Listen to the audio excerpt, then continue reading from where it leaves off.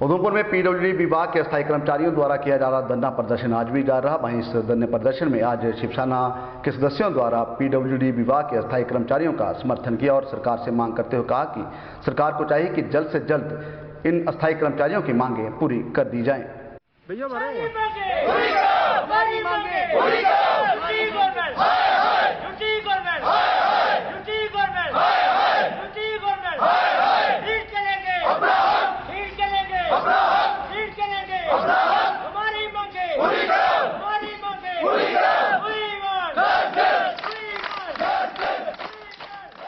शिवसेना का तहे दिल से शुक्रिया अदा करते हैं कि पहली बार हमारे साथ मैं पिछले 15 दिनों से ये इस प्रकार से स्ट्राइक करते आ रहे थे, लेकिन आज तक हमें विभिन्न पार्टियों के फ़ोन आए हैं कि हम आपका समर्थन करेंगे, ये करेंगे, लेकिन इन्होंने बिना हमें पूछे हमें मतलब वॉलंटरली हमें अपना समर्थन देने के लिए आए। हम इनका बहुत बहुत धन्यवाद करते हैं, बहुत बहुत अपने दिल की गहराइयों से इनका धन्यवाद करते हैं कि उन्होंने हमारी तकलीफ को समझा।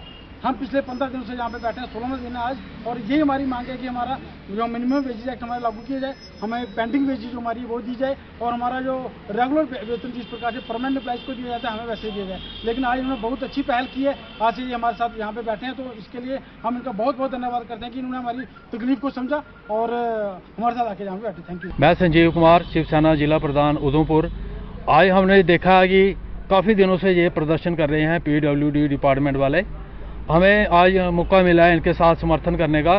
इनका जो मुद्दा है वो है कि इन्हें काफ़ी दिनों से इनकी पे बंद है, जो मिल भी रही है पे, इन्हें 6,800 रुपये इनको पे मिल रही है, जबकि काम ये जो कर रहे हैं पक्के एम्प्लॉई से ज़्यादा काम कर रहे हैं, तब भी इनको पे बहुत कम मिल रही है। इसलिए क्यों हम गवर्नर महोदय साहब से ये पूछना चाहते हैं कि जो लोग 20-20 सालों से 15-15 साल से काम कर रहे हैं उनको कब तक पक्का किया जाएगा। अगर इनको पक्का नहीं किया गया तो हम शिवसेना, पूरी जम्मू शिवसेना, उधमपुर जितनी भी है हमारी शिवसेना की, हम सब इकट्ठे होकर सड़कों पर उतरेंगे और रोड भी जाम करेंगे और इनके हक में जितना जहां तक हो सकेगा हम प्रदर्शन करेंगे। आज उधमपुर के एमएच चौक पर स्थानीय युवाओं द्वारा रोष प्रदर्शन किया गया। वहीं प्रदर्शन की जानकारी देते स्थानीय युवाओं का कहना था कि पिछले 3 दिन पहले बीएसएफ के लिखित परीक्षा ली गई थी, मगर वह पेपर सोशल मीडिया पर लीक हो गया था। वहीं उन्होंने प्रशासन से मांग करते हुए कहा कि फिर से ये पेपर करवाया जाए। हमें क्या चाहिए? हमें क्या चाहिए? हमें क्या चाहिए? भारत माता की जय! भारत माता की जय! लीक नहीं होना चाहिए था। हम बच्चों ने बहुत अच्छे से मेहनत की और ये पेपर अब दोबारा होना चाहिए और हम बच्चों को इंसाफ मिलना चाहिए जिन्होंने बहुत अच्छे से मेहनत की है। वो दीप सिंह है। मैं यहाँ पे बीएसएफ में फिट हुआ था, जो उसका फिजिकल पहले हुआ था 1 साल जो पहले, जो उसका रिटर्न परसों हुआ रोन मेल में। तो उसका जो हमने रिटर्न दिया उसकी हमने 1 साल तैयारी की, पूरे एक दिन रात मेहनत करके पूरे साल एक तैयारी की। और जब हम रिटर्न देने गए हमारा रिटर्न हुआ, अच्छा हुआ, और अभी हमें पता चल रहा है कि वो पेपर लीक हो गया था। उसके अब बताएं हमारी मेहनत करने का क्या फ़ायदा हुआ? जिन्होंने मेहनत नहीं करी थी उनको पेपर मिल गया, वो आराम से पेपर कर लेंगे। अब हमारा पेपर तैयारी करने का क्या फायदा हुआ? इस माध्यम से आपको पता चला कि ये पेपर जो है वो लीक हो सकता है। बीएसएफ का पेपर होता है जो, सर देखिए ये कॉपी है, बीएसएफ का जो पेपर होता है वहीं पे जो वो देते हैं क्वेश्चन शीट और वहीं पे उसी पे आंसर करके वो वापस ले लेते हैं। तो सोशल मीडिया पे उसके क्वेश्चन आने का कोई मतलब ही नहीं था, तो ये कैसे आए, कहाँ से आए? बस हमें ये पूछना चाहते हैं कि हमें इंसाफ चाहिए कि ये पेपर बाहर कैसे आए, किसके माध्यम से आए, इसके पीछे किसका रोल था? अब क्या डिमांड करना चाहते हैं? ये पेपर कैंसिल होना चाहिए और दोबारा होना चाहिए कि हमारा पढ़ने का कोई फायदा ही नहीं हुआ। शारदीय नवरात्रों के चलते आज पहले मंगलवार को टीमोर स्थित काली माता मंदिर में श्रद्धालुओं का जमवाड़ा देखने को मिला। वहीं आपको बताते चलें कि माता के मंदिर में श्रद्धालुओं द्वारा सामाजिक दूरी व प्रशासन द्वारा दिए जा निर्देशों का पालन करते हुए माथा टेका गया।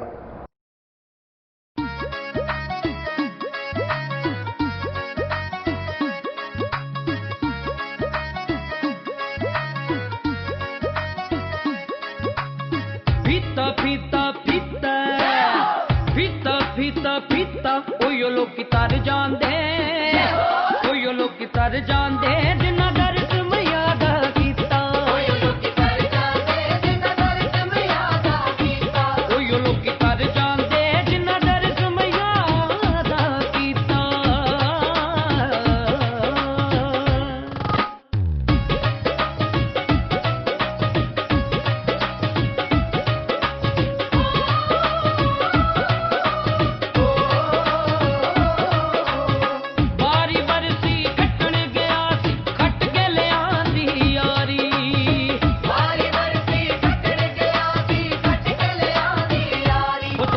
महीना आ गया चलो मंदिरां नूं कर लो तैयारी सौण दा महीना आ गया चलो मंदिरां नूं कर लो तैयारी ओ सौण दा महीना आ गया चलो मंदिरां नूं कर लो तैयारी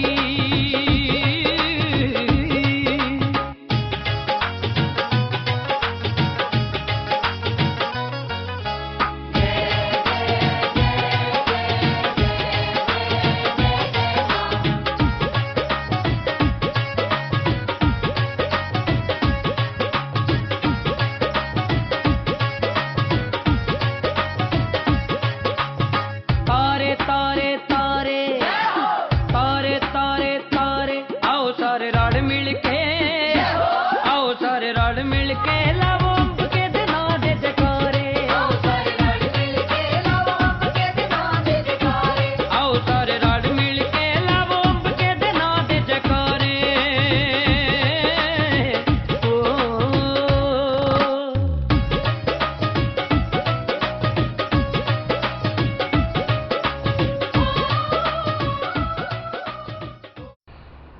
वहीं रियासी में भी प्रशासन द्वारा आयोजित मेरा शहर मेरे घर कार्यक्रम के चलते आज रियासी के वार्ड नंबर 3 में तारकोल बिछवाने का कार्य शुरू करवाया गया।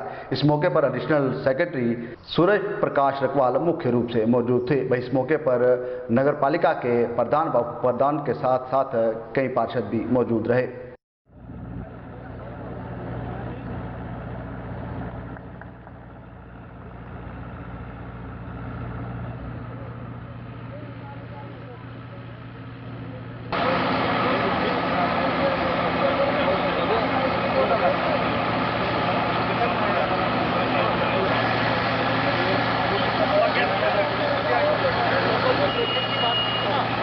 चल रहा है ना कि फूटेगी भी बनेगी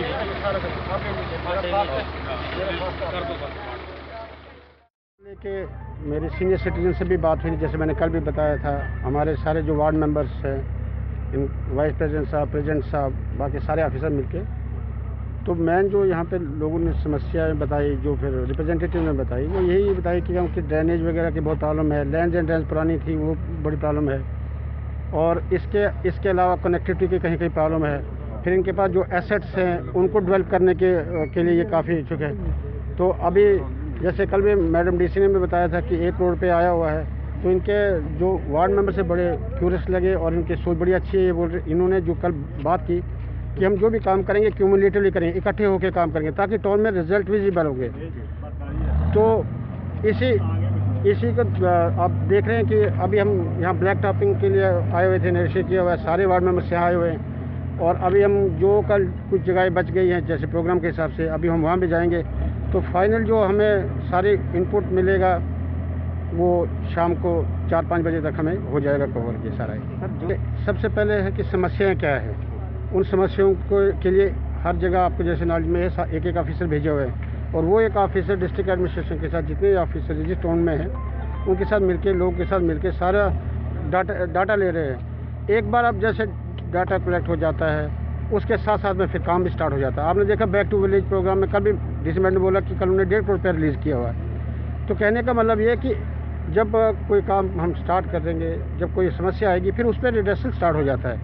तो एक काम जो जल्दी वाले हैं वो जल्दी हो जाते हैं, जो काम जिसमें DPR बनता है, कुछ बनता है, उसमें थोड़ा टाइम लगता है। बाकी कुछ इमीडिएट रिजल्ट हैं, जैसे आपके सर्टिफिकेट्स है, डेथ सर्टिफिकेट्स है। कल जैसे मुझे नोटिस में लाया था मीटिंग में सारे काउंसलर्स ने कि यहाँ पे विडो पेंशन के जो केसेस हैं वो अप्रूव नहीं हुए हैं।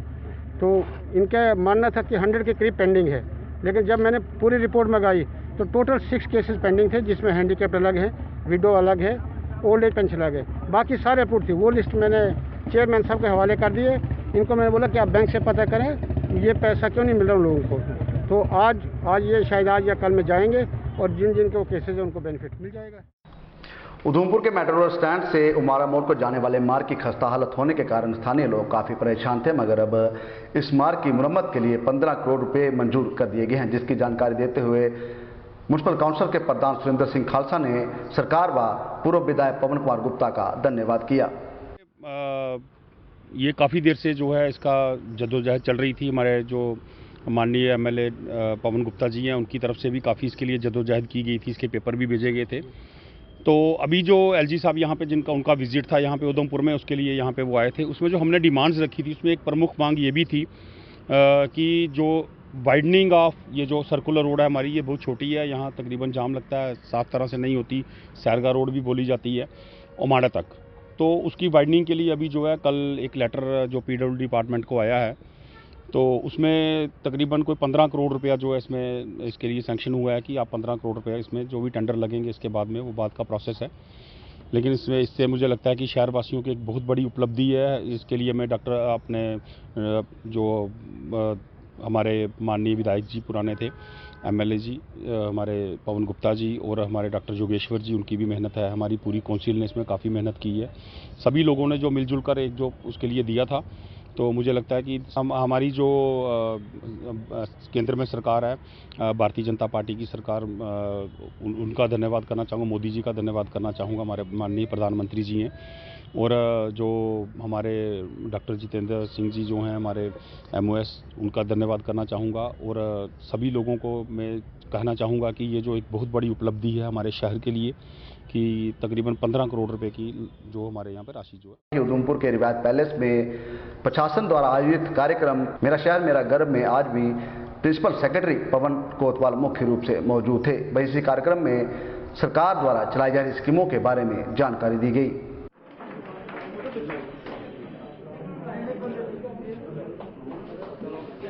इसके बाद सेल्फ एम्प्लॉयमेंट सेक्शन लेटर्स जो हैं एनुअल में अर्बन यूथ के लिए,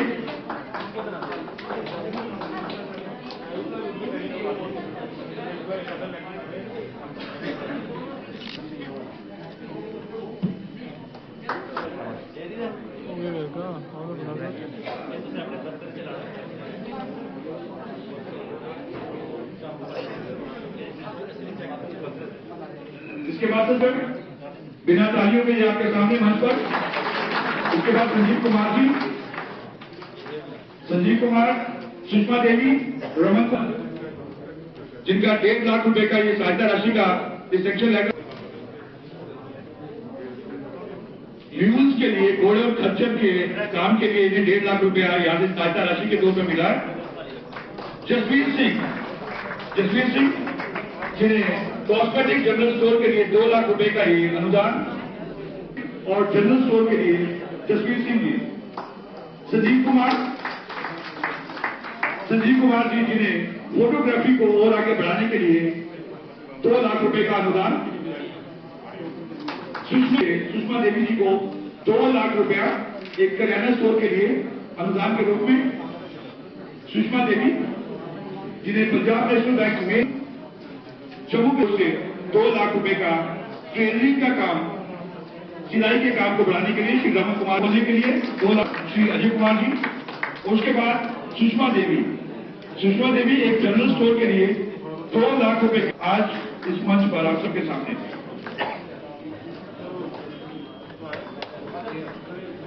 41,666 रुपए का चेक ये एडवांस में इन्हें दिया जा रहा है भाई के द्वारा। जोरदार तालियां। 41,666 रुपए का ये अनुदान राशि एडवांस में, और ये पैसा किसी लोन के तहत नहीं, ये इनको धनराशि एडवांस में दी जा रही है और डिपार्टमेंट इनसे वापस नहीं लेगा। स्नेहलता के बाद मुमताज जी सुख विभाग के द्वारा डिपार्टमेंट के द्वारा उपलब्ध करवाई गई।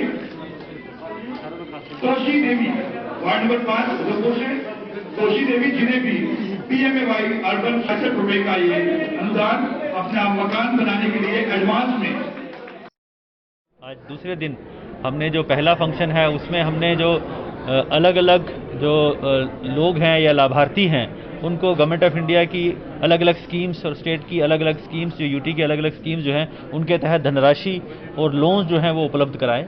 इनमें से पहली जो स्कीम है कि जो हॉकर्स हैं, जो वेंडर्स हैं, जो अपनी सब्जी या और सामान बेच के जो अपना उपार्जन करते हैं, जीविका कमाते हैं, उनको 10,000 रुपये का लोन जो है वो बहुत ही सस्ते इंटरेस्ट पे, लगभग 3.8% इंटरेस्ट पे जो है उनको उपलब्ध कराया गया है एक राशि, ताकि उनको वर्किंग कैपिटल मिले और वो और अच्छी तरह से अपनी रेडी या अपना जो उनका हॉकिंग का जो बिज़नेस है उसको और अच्छी तरह से चलाएं और अपनी जो जो आय है उसको बढ़ाएं। और ये 10-10 हज़ार रुपये की जो हमने राशि जो है उसके सैंक्शन लेटर्स दिए, जो बैंक्स एक स्कीम के तहत इनको दे रहे हैं। 7% इंटरेस्ट इसमें जो है गवर्नमेंट पे करती है।